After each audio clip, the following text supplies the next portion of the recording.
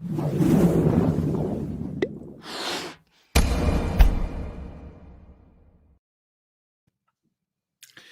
evening, good day, good morning, good afternoon, wherever you might happen to be. I'm Yanis Varoufakis on behalf of DiEM25.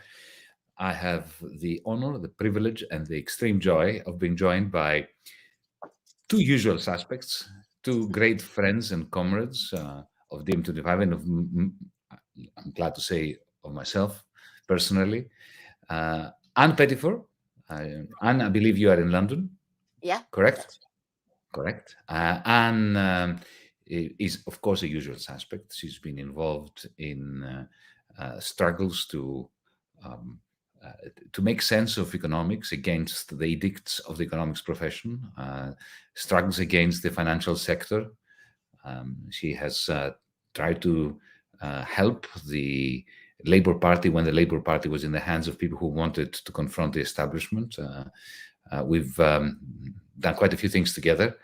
Noam Chomsky does not need an introduction. So the only um, part of his CV, of his illustrious CV that I'm going to mention, is that he is a member of the advisory board of DiEM25. This is a very self-serving mention, Noam. I haven't seen either Anne or Noam for a while. This COVID-19 situation has been appalling for the human condition. Today we have this opportunity to see each other, even if it's only in two dimensions, through the medium of the internet. We're getting together to discuss the appalling fiasco, the lost opportunity. Well, it was never a real opportunity, I don't think, but the fraud that was COP26, an occasion that was advertised by the powers that be as a great chance humanity had, maybe the last chance humanity had, to prevent itself from going past the point of no return regarding climate catastrophe. Without further ado, let me begin with Noam. Noam, what do you make of it? What do you make of COP26? Well, it's unfortunate, but predictable, unpredicted.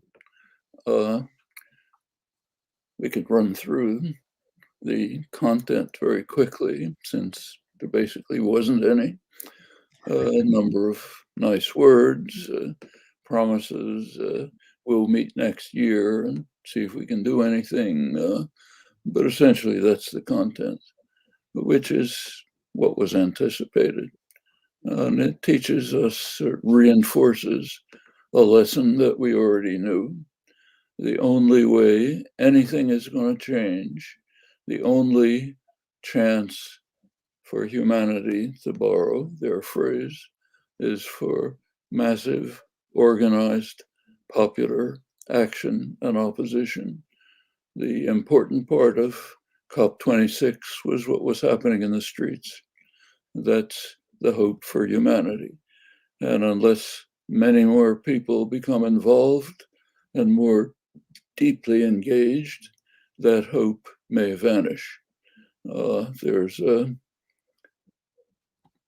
almost hate to quote it, but one of my favorite statements in the Analects, the Confucian Analects, is a definition of the exemplary person, presumably the master himself. The exemplary person is the person who keeps on struggling even though he knows there is no hope. Well, I don't think we've reached the level of being exemplary people yet. There is hope, but it's diminishing. So we're short of being exemplary for the time being, but getting close. And there are developments taking place in the world which are even more ominous than the predictable collapse of COP26. The most powerful state in world history is going to have an inordinate effect on whether there's a way out of this crisis. And it is moving into the hands of a radical denialist party. We've had 4 years of racing towards the abyss as quickly as possible. brief escape from it, very likely coming back soon. And it's coming back in a way which may be virtually permanent because of the radical efforts on the part of the far right, that's the Republican organization, to undermine the prospects for elections in the United States, working hard on it. They may succeed. Well, that's a special burden on the United States, but on the rest of the world too. If Europe continues its craven subordination to US power, there will be no counterforce to this. And Europe doesn't have to do it. Europe has the resources, the capacity to move in an independent way instead of subordinating itself consistently to the master of the world. And if it doesn't take that role, it will accelerate the process of decline. These are all matters that it's one of the reasons why the Corbyn movement was so important in England. It gave a chance for the Labour Party to become a true popular party that would be dedicated to the needs of the working people and the general population of England. That, well, I don't have to tell you, but as you know better than I do, that led to a huge campaign on the part of the whole establishment, including what's called the left, to try to squash this heresy before it took place and to return the Labour Party to essentially Blairite neo-Thatcherism. It's a catastrophe for England and for the world, but these are things that have to be overcome wherever they take place. As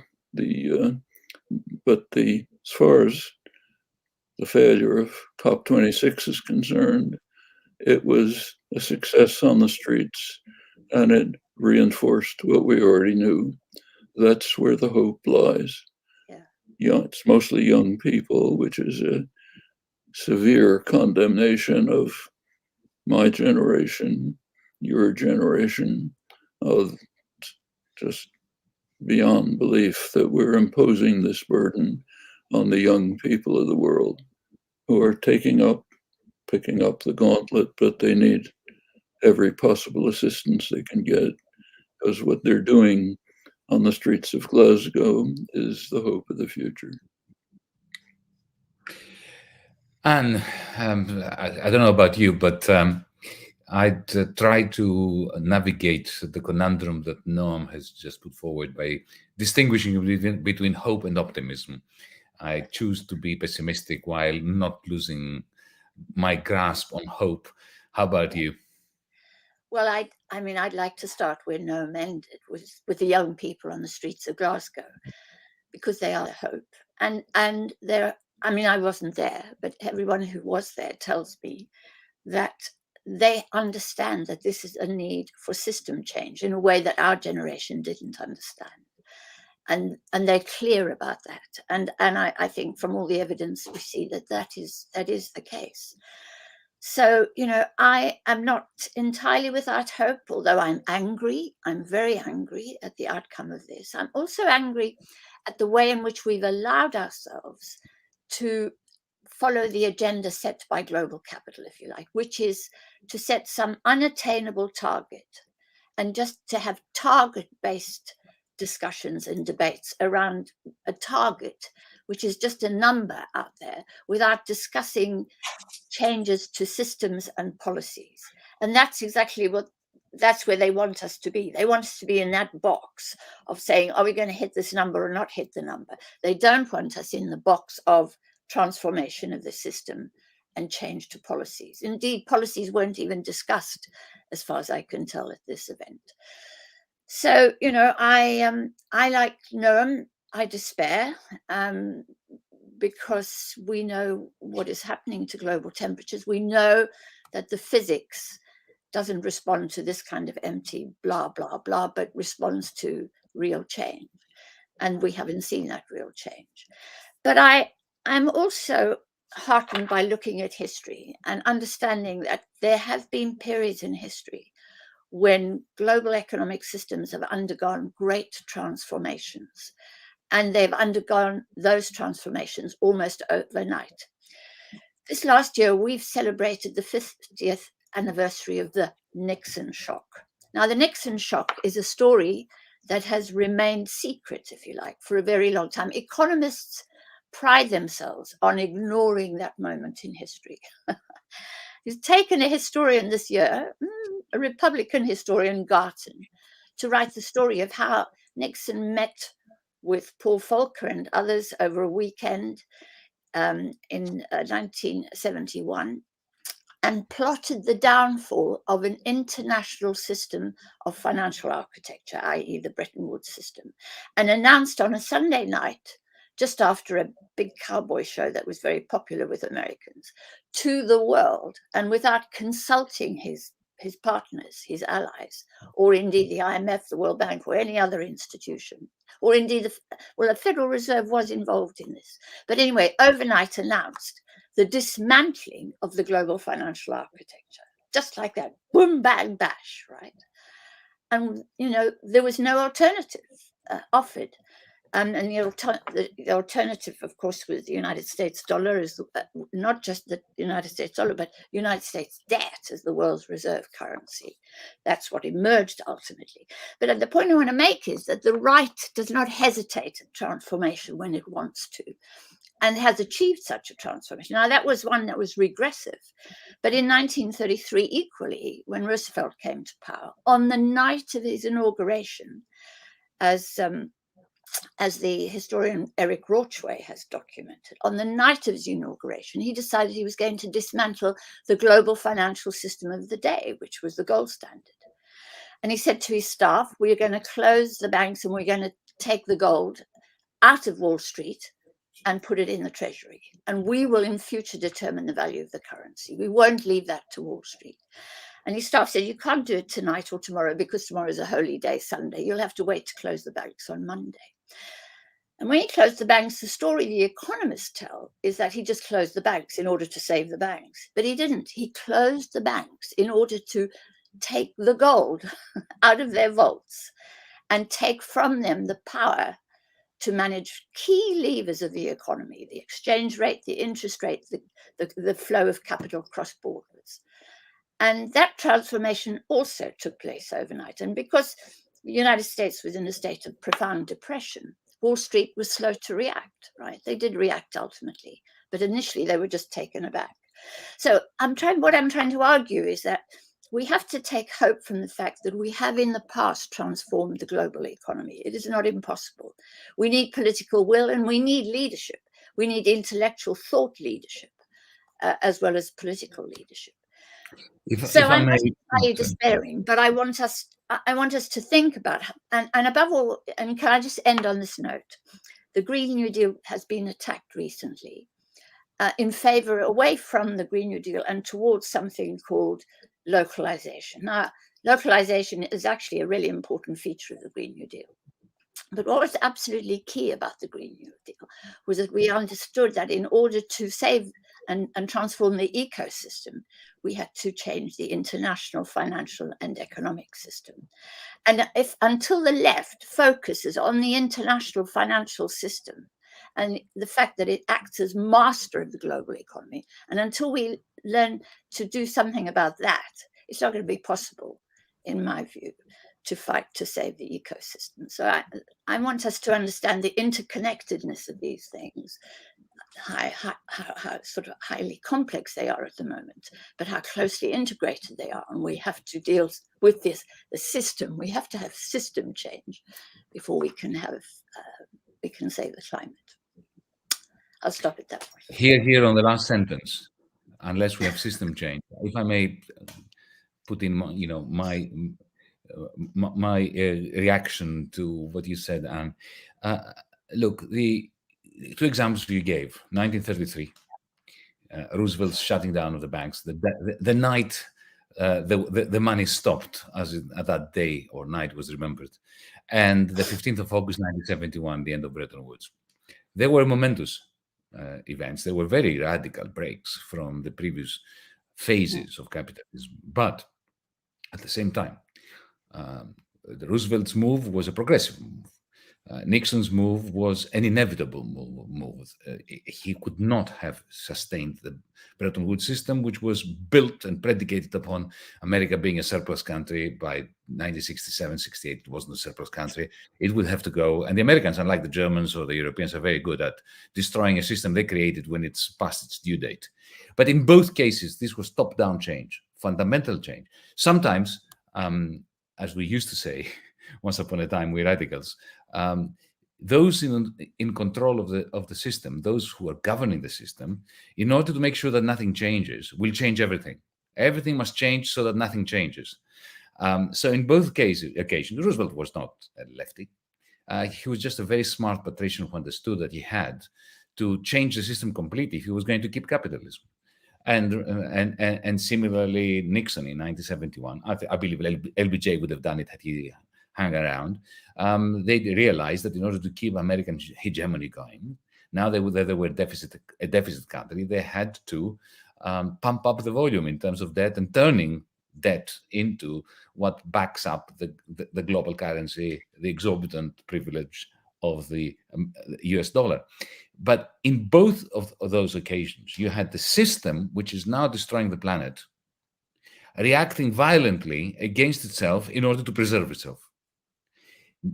What we now need is a similarly monumental change, which is going to go against the system, not in the interest of the system. And I don't think those two examples of 1971 and 1933 are good examples. More generally, allow me just to say a few things, because I want you to react, both you know and you, and to react to an analysis of mine. The climate catastrophe we're facing is the result of three issues, through three processes. One is the standard free rider problem. Let the others do the costly things that need to be done to save the planet, and let them do it. If they manage to do it, then I'm scot-free. I will survive as well. If they don't do it, what am I, the sucker who's going to do it for them? This is a free rider problem. It's typical of all collective action problems. There is a second problem, which is a major coordination failure. Mark Carney came to Glasgow, or went to Glasgow, I should say, saying that, representing a big financial syndicate, saying, I have $130 trillion with me. The money's here. The world must decide whether to use it. It is completely true that the money is there. The world financial circuits have never been more replete with money. Mm-hmm. The money exists, but there is no way of coordinating the money which is there, the technologies which are necessary, and the wants of the people, the needs of humanity and the planet. This is a coordination failure. And then thirdly, there is capitalism. Because capitalism is a process which began, as we all know, 3 centuries ago. It's a process of commodifying everything, privatizing the commons, and eating up anything which has no price but value, and converting that into a price and to private profit. So once they've started eating up the commons, and the only impediment to the degree of exploitation of humanity and of nature was the cost, the private cost, but not the social cost. And this capitalist beast is going to continue. And this is. You talked about the target that they set, the number in Glasgow, net zero by 2000 and something, right? I mean, the whole point of net zero is to make sure that they will continue to exploit fossil fuels as long as the private cost to them is much, much lower than the social cost. In other words, they will continue to destroy the planet. There will be very clear numbers when it comes to how much destruction they will they will wreak, and then offset it somehow, sometime, somewhere by means of mechanisms that we have no way of measuring. Mm-hmm. And the Green New Deal is an absolutely necessary stepping stone towards saving the planet, because it helps us overcome the free riding problem and the coordination problem. Taking the money, pressing, like Roosevelt did in 1933, taking the extra cash which was available, the idle savings of the rich, and pressing them into the service of common works and the New Deal in the 1930s. We can do this with green works. So the free rider problem and the coordination problem can be solved by means of the Green New Deal if we can impose it upon the powers that be. But that doesn't do away with the problem of capitalism. For that, we need to reconsider the system, as you said, Anne. We have to reconsider property rights. Who owns stuff? Who owns the processes? Anyway, I've spoken enough. Noam. Well, what you're talking about is the evolution of capitalism from back to the enclosure movement in England, which took away the commons from the population and commodified it and turned the independent farmers into what was called wage slaves. People fought against it bitterly in the United States right through the 19th century. Radical farmers, workers bitterly opposed the efforts to turn them, to take away their rights as free, independent citizens and to force them to subject themselves to masters. The goal of the rising worker movement in the 19th century was to establish a system of cooperation in which workers would own and manage their enterprises in coordination with one another.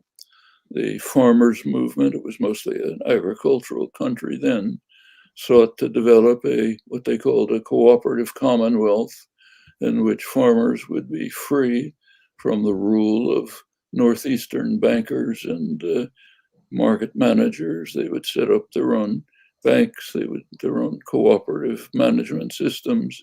They came very close to integrating with each other, the Knights of Labor and the radical populists.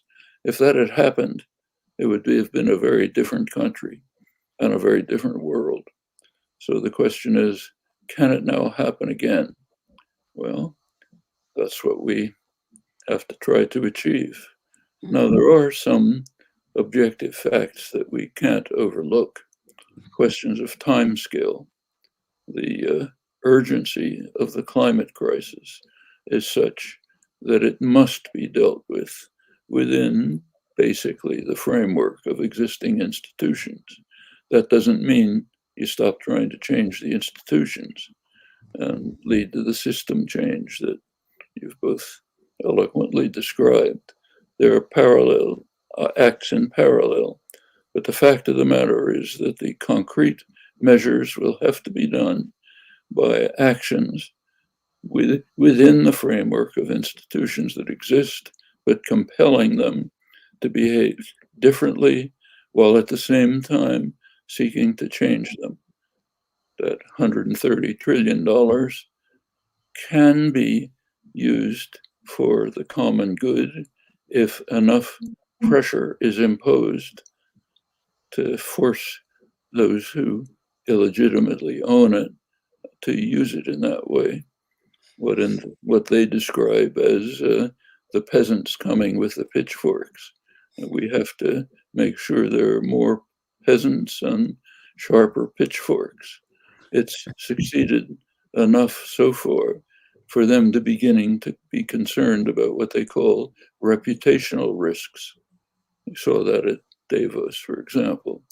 We've got to be worried about the reputational risks. The peasants may come and take it all away from us because our ownership of this is very fragile.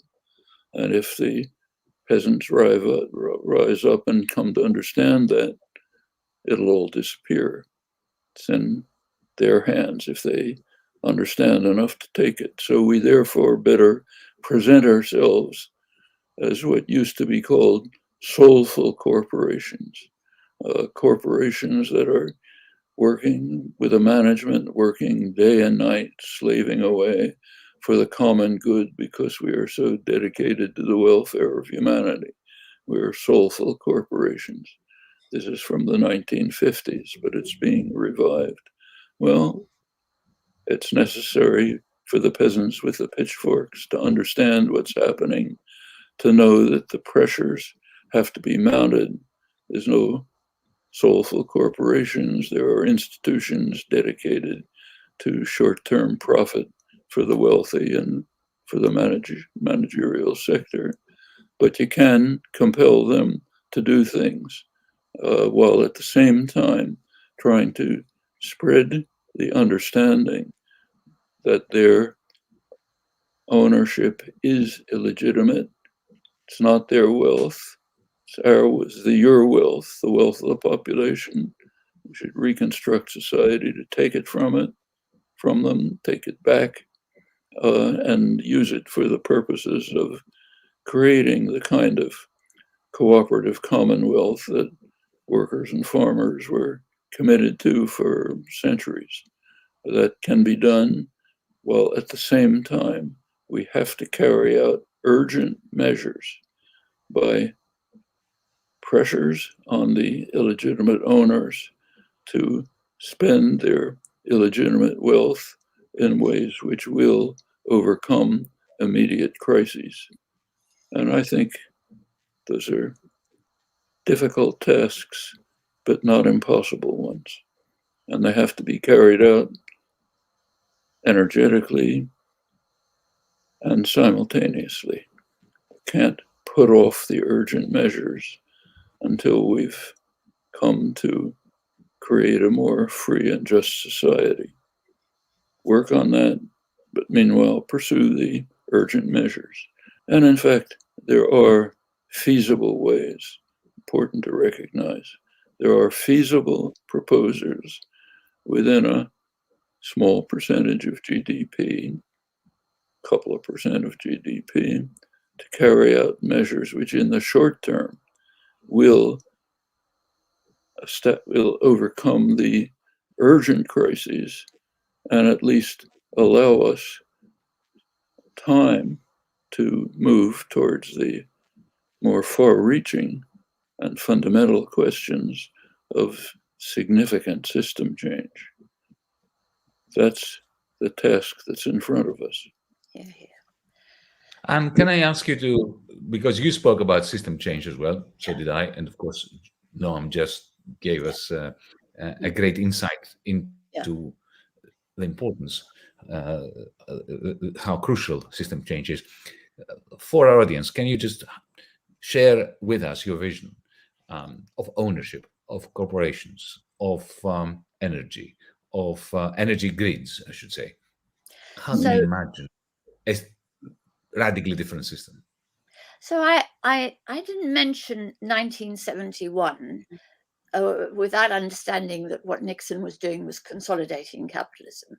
I mentioned 1971 and 1933, which, as you rightly argue, Yanis, were both attempts at consolidating capitalism, simply because I wanted to show that actually these big international global systems, these meta-economic conditions that safeguard capitalism on the scale of the entire world, that those conditions can change overnight. Right now, the question, on those two occasions, they were for consolidation, right? But they were also transformational, right? My problem is that I don't think that the left, in the broader sense of the word, progressives, are ready for what to put in place when the next crisis comes. And I think it could be as sudden and as... Well, that's why I'm asking for your vision. Well, my vision is the Green New Deal, that we subordinate the globalized financial system to the interests of local communities and national communities, that where democratic accountability is possible. My vision is for onshoring mobile capital, basically. My vision is for managing flows of capital between countries. My vision is for restoring democratic accountability to the financial system, to the economic system. And in order for that to happen, we have to abolish capitalism. There's no doubt in my mind, because capitalism relies at the moment on those meta-economic conditions. It relies for its expansiveness on the fact that it's detached from regulatory democracy. Okay, so who owns Facebook then? And bringing it down to earth. Sorry? So who owns Facebook in your schema? For me, Well, for me, answer Who first, owns and then Facebook? Noam. I mean, Facebook. Who there are owns it? actually Who should there are- own it?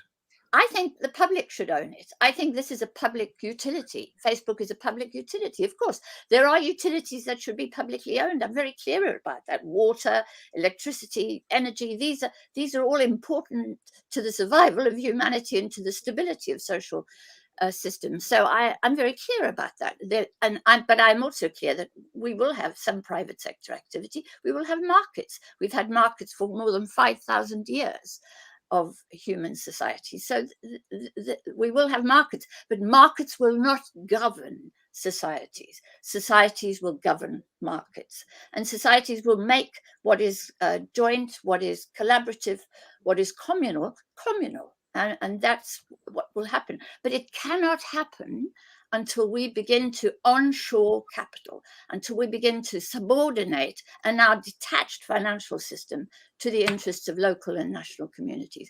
And I, the thing I despair of is that the left will not look at and study the $400 trillion system that is the shadow banking system. It's no accident, because the shadow banking system has been designed to be in the shadows. It has been designed to be invisible to us. But that we shouldn't fall for that. We should be challenging it. Instead, we are myopically preoccupied, in my view, and I'm being a bit exaggerated here, with what's happening here locally at our feet. Now, I think we've got to be caring about that, and we've got to be accountable for that. But we also have to look at the international system, and in the way that Rosa Luxemburg was about the Internationale was a sort of central theme of socialism at the time of Rosa Luxemburg, but it isn't anymore. We don't talk about it in that sense. So I want us to understand that that's my vision. My vision is bring global capital back onshore, and allow monetary systems, which are social systems constructed by society for the purpose of facilitating transactions which enable us to do what we can do. That's a social construct, and that's a social construct that we should be in charge of, and that shouldn't be detached from regulatory democracy. I feel I'm ranting and raving now, so you better stop me, Yanis. That's what we're here for tonight. Noam, who should own Facebook, the electricity grid across Europe, let's say, or the North Americas? I'm sure that Facebook and the local cafeteria. Facebook, the electricity grid, and the local cafeteria. Well, I think that's the place to start. First of all, I'm not so convinced that anything improves much if it becomes national. I think the idea that workers of the world should unite has a serious point to it. There are good reasons for working people around the world to unite in taking back the international commons, which is not local, it's international. So I would like to see international. A lot of unions have the word international in their name. I think it would be a good thing if that became operative the way it once was. There has to be an international movement of solidarity among people who want to take their lives over and run on themselves. So yes, let's take the notion of public ownership of utilities. I think that makes sense. But then the question is, who is the public and how do they own it? And what do they do about it? Well, here I think we have to go back to the fundamental evil of the capitalist system. The idea that you have to subject yourself to a master for most of your waking life. That was considered, it's called having a job. Having a job means you subordinate yourself to an arbitrary control of a totally unaccountable master for most of your waking life, who has the kind of controls that Stalin never dreamed of. Stalin couldn't tell you you're allowed to go to the bathroom at 3 o'clock for 5 minutes, and here are the clothes you have to wear, and here are the steps you take if you want to move from here to here. And also in your private life, you're not allowed to do this and that. This, for thousands of years, back to classical times, this was regarded as a fundamental attack on human rights and human decency, qualification. It was okay for slaves. They could do it, but not for free people, or more precisely, free men. Free men had to be free from this indignity. Well, we now extend it. It's not free men, it's free people. Not free while the slaves do the work, but no slaves. It's the general population who take over from the beginning, from the spot where they're spending their lives, control over their lives, control over their workplaces, not subordinating themselves to a master, moving in association with others towards the kind of cooperative commonwealth based on popular, informed participation at every level, eliminating the whole concept of masters and subordinates, unless, representatives can be chosen under popular control, but there should be no form of authority other than that. I think that's the kind of system change we need. It must be international, because there are international, none of the crises we face have borders.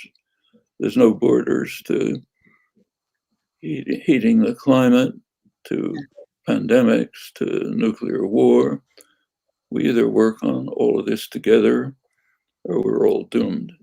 And I think the point of departure is from breaking this idea that you should be subordinated to a master during your waking lives. That's a 20th century idea. It was beaten into people's heads with major efforts and struggle, and we have to free ourselves from it. We do that, the rest of the system begins to collapse. I think we can work on that at every level, including the levels that Anna's talking about, at every level, at the level of increasing the so-called reputational risk to compel those who illegitimately own capital to use it in the common interest, at the same time laying the basis for dismantling their illegitimate ownership, and at the same time carrying out the urgent measures which can be implemented now feasibly to at least give us some space to survive. If we don't do that, in another couple of decades, it'll all be over. All of this will be academic. Yeah. Yanis, I want to just add to what Noam said there, because and to give credit to my colleague, Jeff Tiley, who's the senior economist at the TUC here, he argues correctly, I think, that what we have now is the globalization of wealth, a form of internationalism that benefits the 1%. And as Noam has argued, what we want is an internationalism of labor, in the sense of the 99%. That's what we need. We need to transform our global system of globalization, which serves only the interests of the master, the 1%, into a form of internationalism that serves the interests of labor. So I think Noam is absolutely right on that. If you allow me, I would like to add a note of optimism, which is very rare for me to try to do these days, because listening to you, both of you now, look, this internationalization of labor is not without precedent, and it is a recent precedent I'm referring to. If you think of the original internet, if you think of Linux, open source software, which is now taking over. I mean, even Jeff Bezos's machines run on Linux. Linux is the result of internationalized, massive, technologically sophisticated, supreme software produced by people who worked without bosses, Yeah. without trying to maximize their profits from their wares, from their intellectual labor. They collaborated across the ether, across the world. They keep doing it, and they are putting together this magnificent technological infrastructure. Because what I want us to avoid is for our audience to think that if we're going to have a cooperative, it must be rural, it must be avocados and potatoes that we grow together, and we go back to a kind of rural idiocy. No, it is happening already at the most advanced level of technology. The problem is that all this internationalized anarcho-syndicalist technology is then used by Bezos to appropriate our data and to build on top of these commons, these technological, labor-intensive commons, to build his own empire. And the only way of stopping that from happening is by clashing mercilessly with the interests that own these, not technologies, but the property rights over our identities, over our humanity. Because this is what they do. I mean, there's nothing else that they have. They have property rights over us. This is very illiberal as well. It's not just capitalist, and it's feudal, actually. I don't think that we even live in capitalism anymore. I call it techno-feudalism. So it is crucial to let people know out there that the commons are already happening, except that they are again being privatized by leeches. And we have to be ready to call them out and to clash with them, so that we can energize and we can press into the service of humanity the new commons that are being created by young people and not so young people who simply do not want to play the capitalist game anymore. So the only way to do that, Yanis, is to manage capital mobility,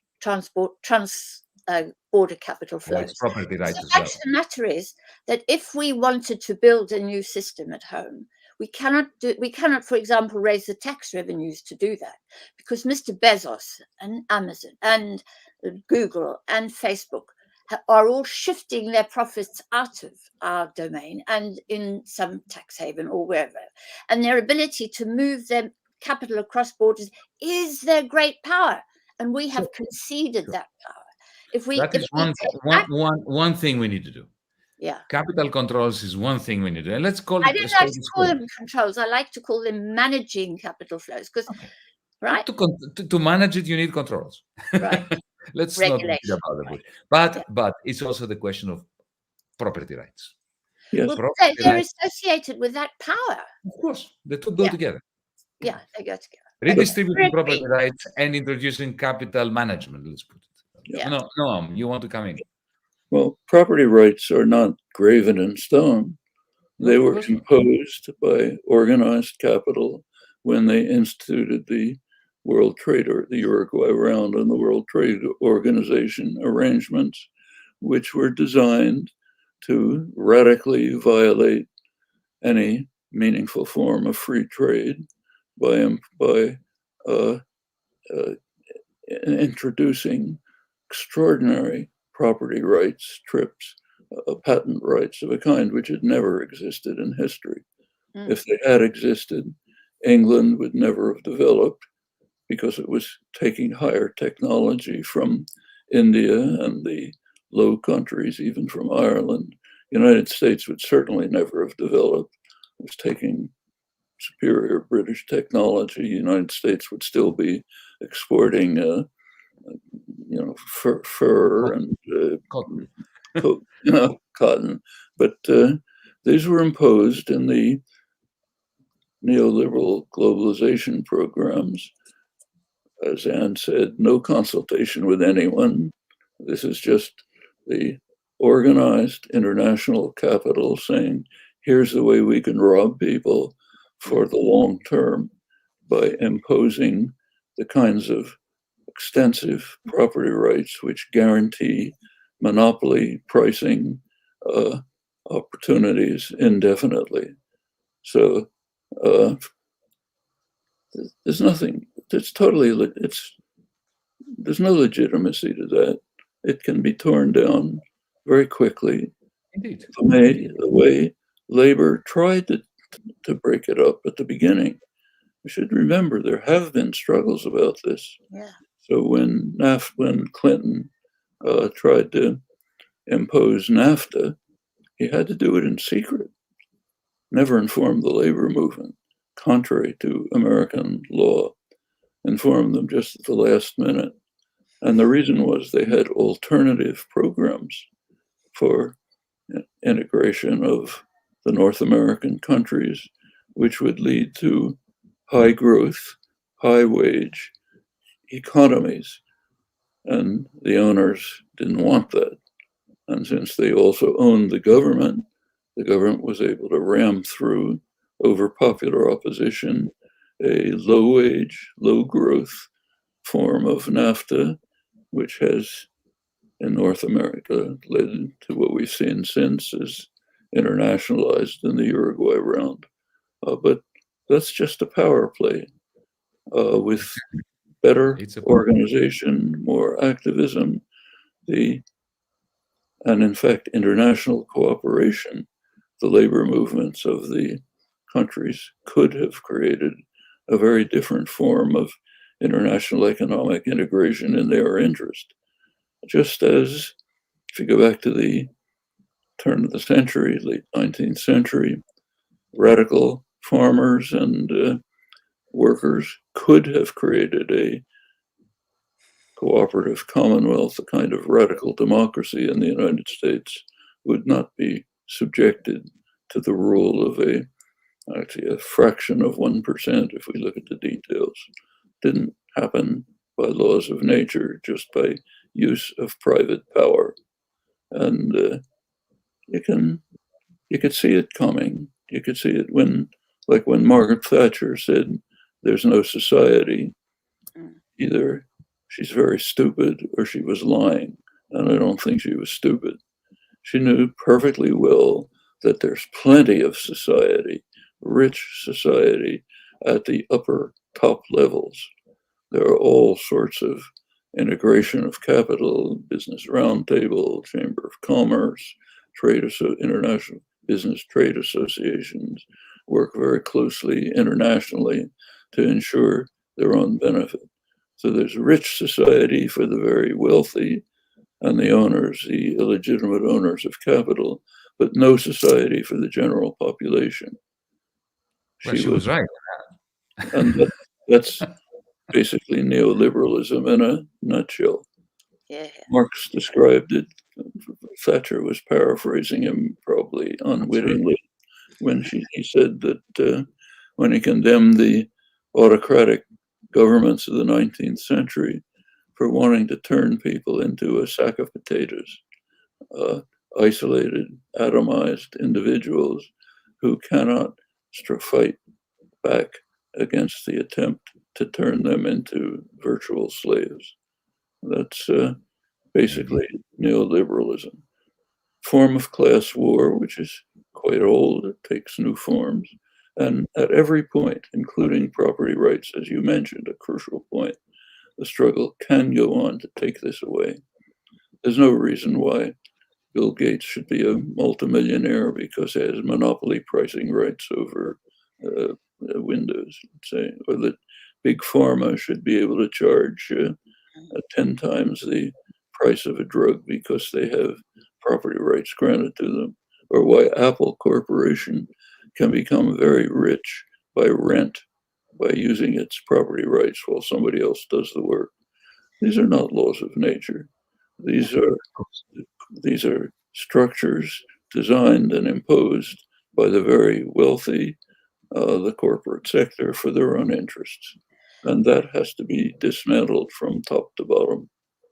I'm so glad that Noam has raised. Hold on, because we are entering the last 10 minutes, and you will share it with us.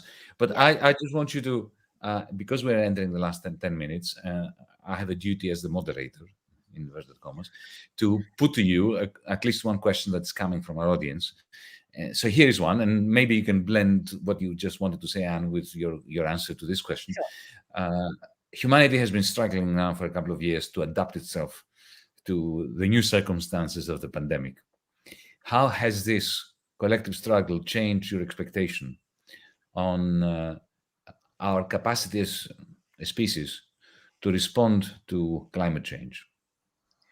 So, say what you want to say, Anne, and Yeah. address that question as well. I'm going to drop Bill Gates because Noam dealt with him. No, I think the pandemic was extraordinary, and it showed how, capitalism had to be nationalized to survive the invasion of a small virus, basically.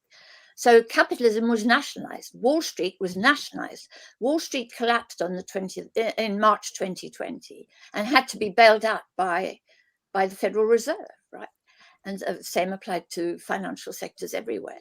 So what the pandemic showed us is that the state, and this is the point I really would like to make here, is that the state, what Noam has referred to as property rights, the power that we give to Bill Gates to earn money effortlessly without any real innovation or technological advance, but simply because he has property rights over something.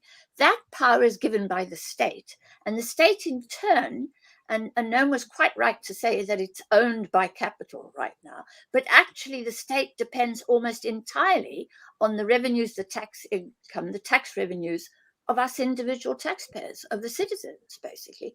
And the citizens must once again reclaim the state as our own, really. And not, for example, empower the state to dispense these property rights. So I think what the pandemic showed us is that the state is quite capable of doing that. We were quite capable of nationalizing Wall Street, but then we allowed them to take all of those gains from all of that quantitative easing and use it for, God knows what they're squandering it on at the moment. At the moment, what they're doing is trying to transform those virtual assets, which the finance they obtain via QE, into real assets. And so private equity firms are going around the world grabbing up every asset they can land their hands on. So we learned of the power of the state to subordinate capital through the pandemic, but we haven't learned how to hold that power, because of course capitalism has reclaimed, is now exulting in all of those subsidies and those bailouts, and using that to even consolidate themselves even more than they did in 1933 and 1971. I'll stop at that point. Well, just adding a word to that, I think the pandemic has brought out with extraordinary clarity the pathological elements in the state capitalist system, which are also preventing us from dealing with the global climate crisis, which is far more severe. Just a very simple fact, which we all know. Mm-hmm. Everyone, the leaders of all countries, understand very well that the pandemic is an international crisis. If they continue as what they've been doing, as we all know, is monopolizing two things: monopolizing the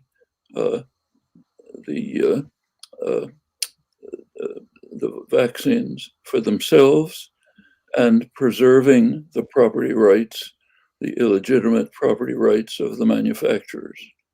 Those are the two major principles that the leaders of the world have been following. Make sure that big pharma gets exorbitant profits because of the illegitimate property rights that we've granted to them in the neoliberal globalization system. Insist on that, and also insist on using the vaccines for ourselves. They all know perfectly well that this is a suicide pact. Yeah. They know perfectly well that as long as they withhold prevent a people's vaccine, as India and South Africa and others have called for, preserve the right of the big pharmaceutical corporations to control not only the product, but also crucially the process, something that was granted to them in the WTO negotiations never existed before. Control the process so others can't manufacture. As long as they insist on that, most of the world is not going to get vaccinated, is not going to be protected for years, which means that the virus will mutate, may turn into forms that are far more lethal, maybe forms that can't be even dealt with by current understanding and technology. It'll all seep back to the rich countries and destroy them too. But it doesn't matter as long as we can make short-term profit for the powerful. Doesn't matter if we kill ourselves in the long run, as long as the very rich can make profit and protect themselves in the short run. Translate that into the global warming, into Glasgow. That's what you see happening. We're going to make the fossil fuel. As you all know, the biggest delegation in Glasgow by far was the lobbyists. And they were there to make sure that the very rich and the corporate sector can make as much money as possible while dooming the world and their own grandchildren to utter catastrophe. That's the pathology at the core of the system. And that has to be weeded out. It's made clear in the response to the pandemic, very clear in the response or lack of response to the far more serious problem of destroying the global commons. And we have to recognize the depth of that pathology, root it out, turn to the commitment of general populations to the form of cooperative mutual aid, mutual support, which we've also seen in the pandemic. One of the striking things in the pandemic is how in communities, very poor communities, people have just gotten together to help each other. If there's some elderly person stuck in his house and can't get food, they'll bring him food. This has taken place in the most amazing circumstances. One of the most remarkable is in the Brazilian favelas, these miserable, hideous communities, which are run by criminal gangs, all involved in the drug trade. Well, it turns out that the criminal gangs organized something the state wouldn't do. The criminal gangs organized the favelas to bring water to people who needed it, to bring help to people who needed it, with the cooperation of local people. Humans are capable of overcoming the crisis, and we have to bring out those capacities of humans, not the pathological ones of those who are in a ruling, dominating situation, not because they're bad people, because that's the nature of the institutions. All of that has to be dismantled. Here. I just want to add a couple of numbers.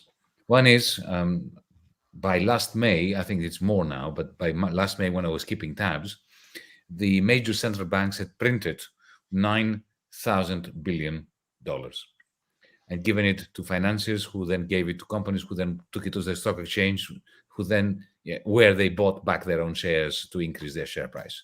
So 9,000 billion was wasted on humanity. At the same time, the IMF, the International Monetary Fund, had estimated that it would cost only about 50, not 50,000, 50 billion to vaccinate the whole world, even if they paid the crazy prices that Pfizer and everybody else wanted. So they printed 9,000 billion. It would have taken them 50 to vaccinate the world, and they didn't do it. You just need to state it. You don't need to say anything more than that. So the money tree is there. It is producing oodles of money for the haves. It could save us from climate extinction, from climate catastrophe, from pandemics. But they prove, just to misquote Noam, they prove that the state is more criminal than the criminal gangs in the favelas. Look, Anne, Noam, Anne, thank you so much. We've come to the end of our hour. It was a great joy to to talk to both of you. We need to stop doing it in 2 dimensions and go back to 3 dimensions. I want to thank the audience for being with us. I want to encourage you to join DiEM25 because we are doing an enormous amount of work. Yesterday in Berlin, we founded our new political party there because we need a new progressive political party in Germany, I think. We are doing transnational politics in order to bring together progressives because the fascists and the bankers are together. It's about time we go together. So please join DiEM25 and contribute to our efforts. We are part of the Progressive International. We helped set it up. Both Noam and Anne are part of this, as are friends from all over the world. Please join DiEM25 and join the PI and do contribute a little bit of money, because the financiers have a lot and the progressives have very, very little to do the work they need to do on a daily basis with. Look, I said it, I'm not very good at fundraising, but I tried it. I've been pushed to do it. Noam and Anne, thank you so much. Thank Thank you. you. Very good.